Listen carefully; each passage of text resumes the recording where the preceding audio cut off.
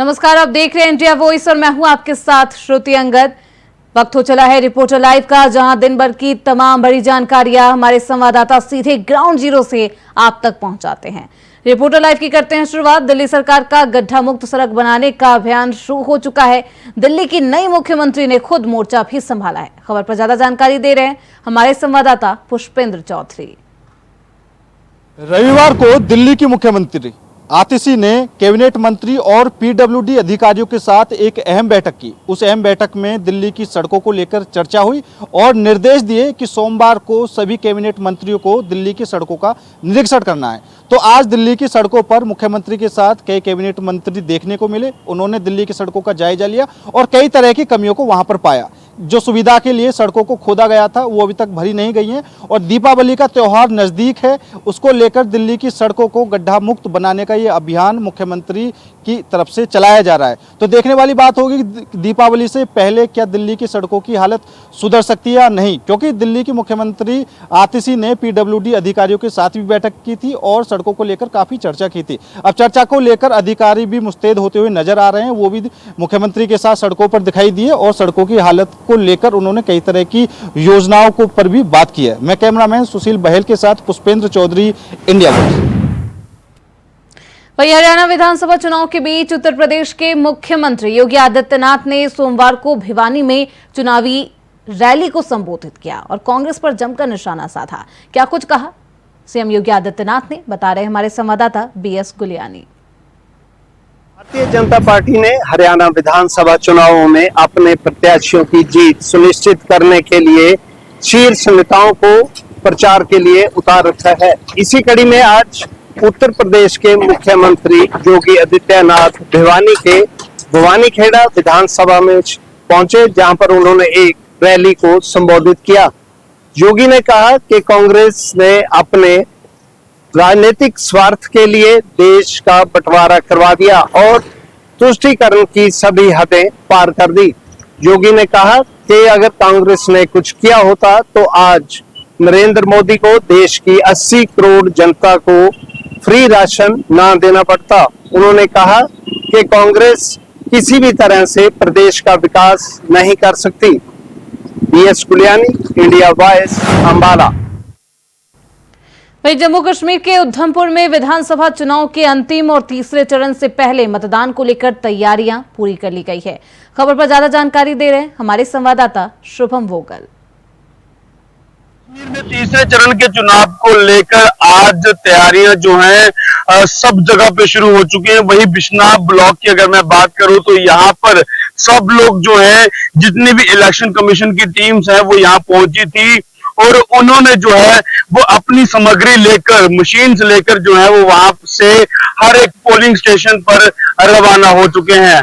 कल सुबह से जो है वो मतदान शुरू हो जाएगा और कल आखिरी मतदान है और 8 तारीख को इंतजार होगा कि आखिरकार जम्मू कश्मीर का मुख्यमंत्री कौन बनेगा। आपको बताते चले तो जम्मू कश्मीर में इस बार नेशनल कॉन्फ्रेंस और पार्टी का गठबंधन हुआ है। जर्नलिस्ट राहुल के साथ शुभम भोगल, इंडिया वॉइस। वहीं कांग्रेस नेता राहुल गांधी ने सोमवार को हरियाणा में विजयी संकल्प यात्रा शुरू की है। इस दौरान अंबाला में उन्होंने पीएम की मन की बात पर भी तंज कसा। क्या कुछ कहा राहुल गांधी ने, बता रहे हमारे संवाददाता बीएस गुलियानी। कांग्रेस सांसद और नेता विपक्ष राहुल गांधी आज हरियाणा में कांग्रेस प्रत्याशियों के पक्ष में चुनाव प्रचार करने पहुंचे थे। यहां पर नरेंद्र मोदी पर तंज कसते हुए राहुल गांधी ने कहा कि नरेंद्र मोदी स्वयं कहते थे कि वो गैर जैविक हैं और उनकी भगवान से सीधी बात होती है। राहुल गांधी ने कहा उन्हें एक बात समझ नहीं आती कि भगवान आखिर उन्हें अडानी की मदद करने के लिए कैसे बोलते हैं। राहुल गांधी ने कहा कि जब हरियाणा में कांग्रेस की सरकार आएगी तो सबसे पहले वो किसानों को समर्थन मूल्य देंगे और फिर गरीब महिलाओं को 2000 रुपए प्रति माह देंगे। उन्होंने कहा कि जैसे ही हरियाणा में कांग्रेस सरकार बनेगी तो सभी तरह के जो विकास कार्य हैं उनकी गति बढ़ाई जाएगी। B S Guliani, India voice, Ambala. वहीं बीजेपी नेता संगीत सोम ने एक विवादित बयान दिया जिसके बाद सियासत गर्म हो गई। आखिर भाजपा नेता ने क्या कुछ कहा, खबर पर ज्यादा जानकारी दे रहे हैं मोहम्मद आसिफ। समाजवादी पार्टी प्रमुख अखिलेश यादव ने संगीत सोम के विवादित बयान को लेकर बड़ा हमला बोला है। सपा प्रमुख ने एक्स पर पोस्ट कर कहा है कि बीजेपी अपनी नाकामी का ठीकरा अधिकारियों पर फोड़ती है। विवादित बयान को लेकर सपा प्रमुख ने कार्रवाई की भी मांग किया है। दरअसल बीजेपी के विधायक रहे संगीत सोम ने एक विवादित बयान दे डाला। कहा कि अधिकारी काम नहीं करेंगे तो उन्हें जनता से जूतों से पिटवाऊंगा। इस बयान के बाद राजनीतिक सरगर्मी पूरी तरह से बढ़ गई। इस मामले में सपा प्रमुख अखिलेश यादव ने भी एंट्री कर दिया। सपा प्रमुख अखिलेश यादव ने एक्स पर पोस्ट कर बीजेपी पर बड़ा हमला बोला। कहा कि जनता कह रही है कि बीजेपी कोई काम नहीं कर रही है। फिलहाल सपा प्रमुख अखिलेश यादव ने जोरदार बड़ा हमला बीजेपी विधायक रहे संगीत सोम के बयान को लेकर दिया है। सहयोगी सराज के साथ आसिफ बेग, इंडिया वॉइस, लखनऊ। वहीं भारतीय जनता पार्टी ने दूसरे चरण के सदस्यता अभियान की शुरुआत की है। भूपेंद्र चौधरी के नेतृत्व में इसे लेकर बैठक भी की गई। क्या कुछ निर्णय लिया गया, इस बैठक में बता रहे हैं हमारे संवाददाता रमन मिश्रा। एक बार फिर से अपने सदस्यता अभियान के दूसरे चरण की शुरुआत कर दी है। आपको बता दें, बदरगंज स्थित बीजेपी के प्रदेश कार्यालय पर आज सदस्यता अभियान को लेकर एक बड़ी बैठक बुलाई गई, जिसमें बड़ी संख्या में मंत्री, विधायक और कई बीजेपी के कार्यकर्ता शामिल हुए। आपको बता दें, इस पूरे सदस्यता अभियान में जो बीजेपी के प्रदेश अध्यक्ष हैं भूपेंद्र चौधरी, उनके नेतृत्व में पूरा कार्यक्रम चलाया गया, जिसमें बड़ी संख्या में लोगों को बीजेपी की सदस्यता भी दिलाई गई। वहीं बीजेपी के जो नेता है उनका साफ तौर से कहना है कि बीजेपी एक सबसे बड़ी पार्टी है जिसमें सबसे ज़्यादा सदस्य हैं। वहीं इस कार्यक्रम में वंदे मातरम जो बीजेपी के सारे सदस्य थे और बीजेपी के सारे नेताओं ने वंदे मातरम गाने के बाद इस कार्यक्रम की शुरुआत की। और इस कार्यक्रम की शुरुआत में जो बीजेपी में कई ऐसे लोग थे जिन लोगों को सदस्यता दिलाई गई, कई बड़े नाम थे जिन नामों को बीजेपी में जोड़ा गया। इसी तरह से लगातार जो ये दूसरे चरण का अभियान है वो 1 अक्टूबर से शुरू होकर 15 अक्टूबर तक ये अभियान चलाया जाएगा। लखनऊ मोहम्मद अमान, इंडिया वॉइस। वहीं श्री कृष्ण जन्मभूमि और शाही ईदगाह मामले में इलाहाबाद हाई कोर्ट में श्री कृष्ण जन्मभूमि मामले में सुनवाई हुई। क्या कुछ सुनवाई हुई और कोर्ट ने क्या कुछ कहा, खबर पर ज्यादा जानकारी दे रहे हैं हमारे संवाददाता शोएब रिजवी। शाही ईदगाह मामले में आज इलाहाबाद हाई कोर्ट में मुस्लिम पक्ष की तरफ से जो है अपना पक्ष रखा गया। हालांकि अभी हिंदू पक्ष की तरफ से अपना पक्ष रखना है। फिलहाल आज सुनवाई नहीं हो सकी। अब 16 अक्टूबर को इस मामले में सुनवाई होगी। दरअसल हिंदू पक्ष ने कुछ आपत्तियां दर्ज की हैं, कुछ डॉक्यूमेंट्स को लेकर के उनकी तरफ से आपत्ति की गई थी, जिसको लेकर के अब 16 अक्टूबर को इस पूरे मामले में सुनवाई होगी। दरअसल 18 अलग अलग याचिकाएं हैं जिसकी पोस्टरीता लेकर पहले इलाहाबाद हाईकोर्ट में सुनवाई शुरू हुई थी, जिसके बाद इलाहाबाद हाईकोर्ट ने इन याचिकाओं को पोस्टरी माना था, यानी सुनने योग मांगना था। उसके बाद फिर इन याचिकाओं की सुनवाई शुरू हुई और जो वाद के बिंदु हैं वो तय होना शुरू हुए। उसके बाद एक तरह से रिकॉल करने के लिए फिर से याचिकाएं कुछ डाली गई, जिसको लेकर के सुनवाई चल रही है। अब मुस्लिम पक्ष ने अपनी कुछ आपत्तियां दर्ज की हैं, हिंदू पक्ष भी उस मामले में अब अपना जवाब दाखिल करेंगे। 16 अक्टूबर को फिलहाल इस मामले में दोबारा सुनवाई होगी। Shoaib, India voice, Prayagraj. वहीं मिर्जापुर में छापेमारी के दौरान भारी मात्रा में गौ मांस पकड़ा गया है। पुलिस और फील्ड यूनिट के साथ संदिग्ध स्थानों का निरीक्षण भी किया गया। तो क्या कुछ और भी इस मामले पर ज्यादा जानकारी है, हमारे संवाददाता दे रहे हैं। में रामबाग के पास एक मामला सामने आया है कि गाय काटने का। बता दें कि 6 सालों से जो है कि बिना लाइसेंस के जो है कि गौ हत्या की जा रही थी और उसकी जो मांस होते हैं भारी मात्रा में लोग बिक्री करते जा रहे थे। बता दें कि भी 3 दिन पहले सोशल मीडिया पर एक वीडियो वायरल हुआ जिसमें गाय के मांस को काट के जो है कि उसको बेचा जा रहा था। वहीं पर सोशल मीडिया के जरिए जो है कि पुलिस को जानकारी मिलती है। पुलिस जो है कि मौके पर छानबीन करने पहुंचे थे। कुछ जो है कि वहां से जो गाय के मांस के टुकड़े थे वो सब बिखरे हुए थे। बाकी जो बड़ी बड़ी मांस थे वो सब हटा दिए गए हैं।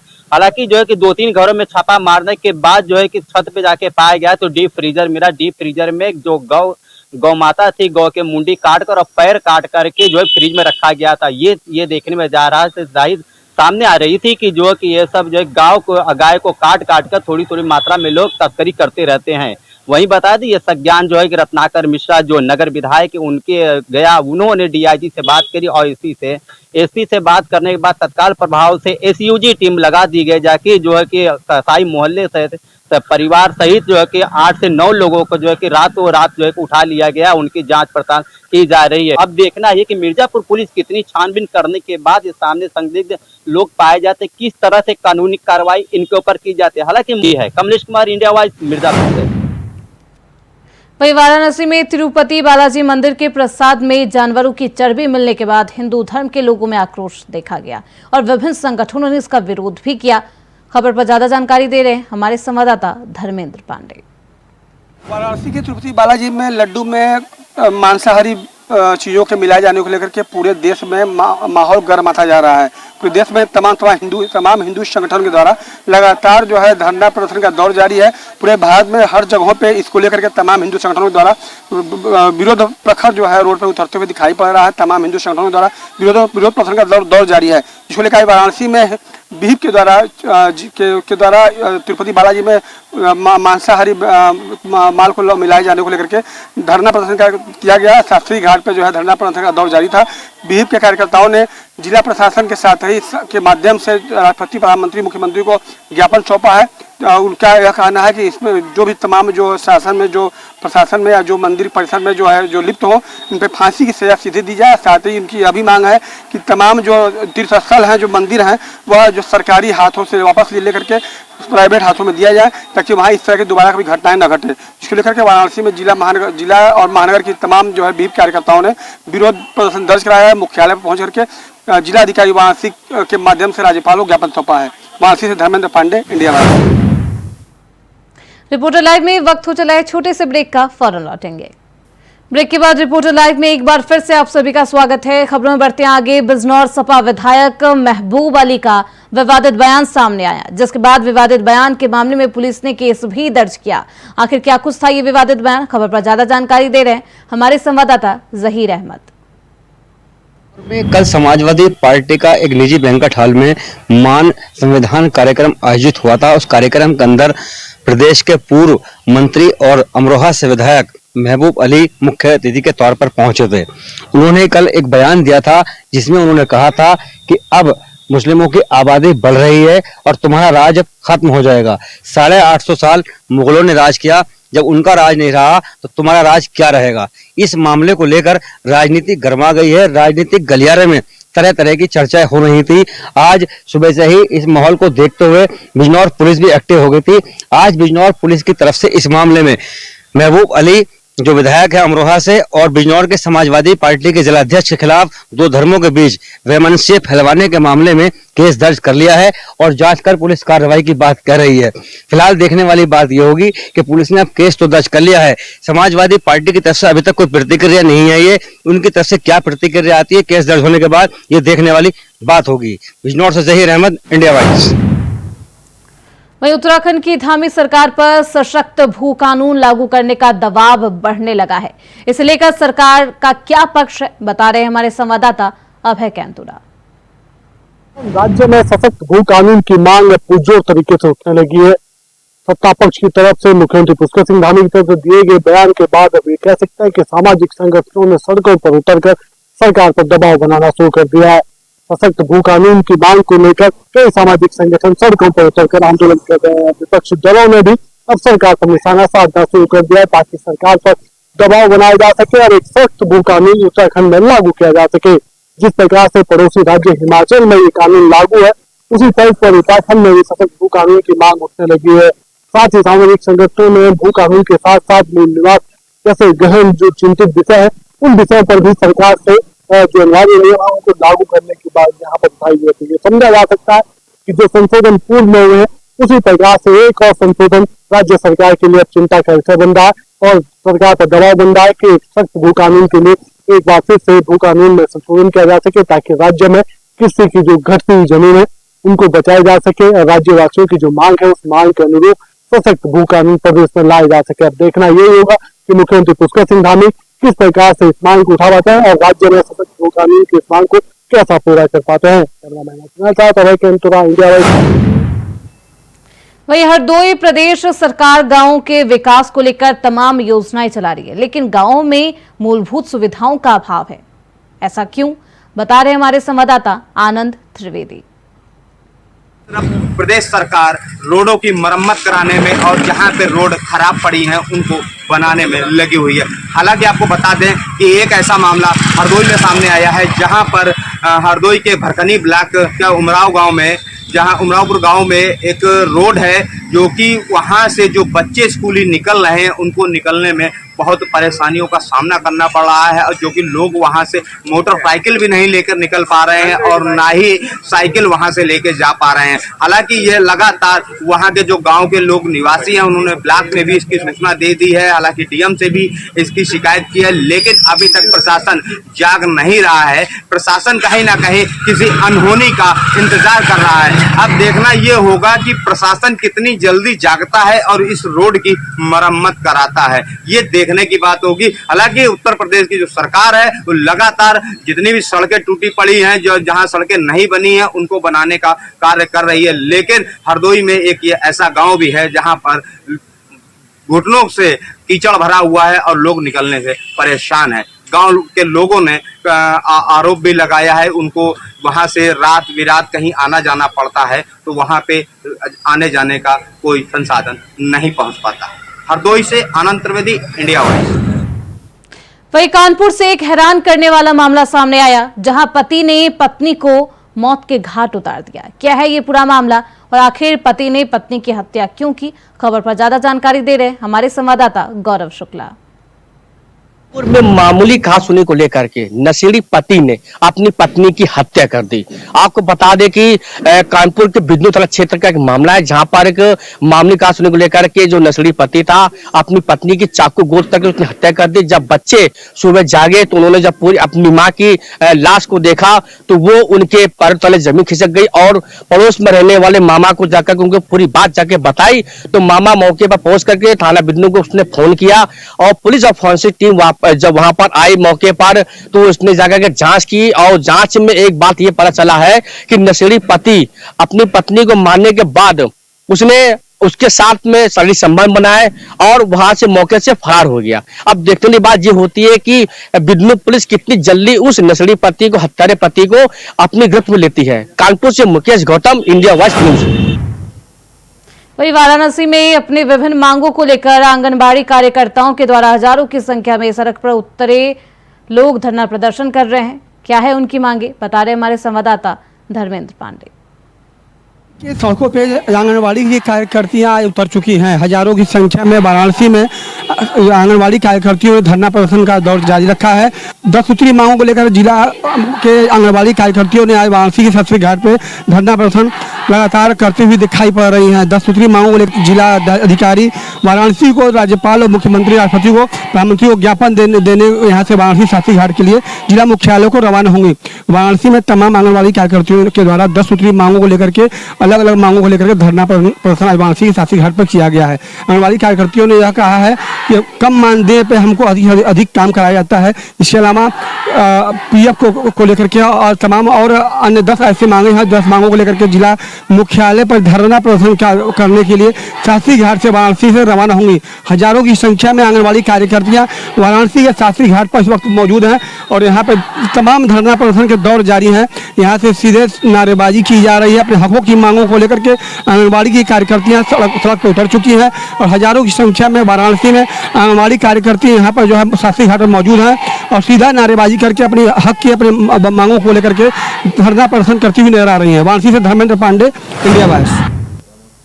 वहीं हाईवे पर भारतीय किसान यूनियन के गैर राजनीतिक पदाधिकारियों ने शिकोहाबाद के रूपसपुर में धरना प्रदर्शन करते हुए जमकर नारेबाजी की। क्या कुछ है ये पूरा मामला, खबर पर ज्यादा जानकारी दे रहे हैं हमारे संवाददाता अतुल। लेकर किसान नेताओं और स्थानीय लोगों ने लगाया जाम। आपको बता दें फिरोजाबाद के मक्खनपुर के पास रूपसपुर, जहां कट न होने के कारण आसपास क्षेत्र के कई गांव प्रभावित हैं।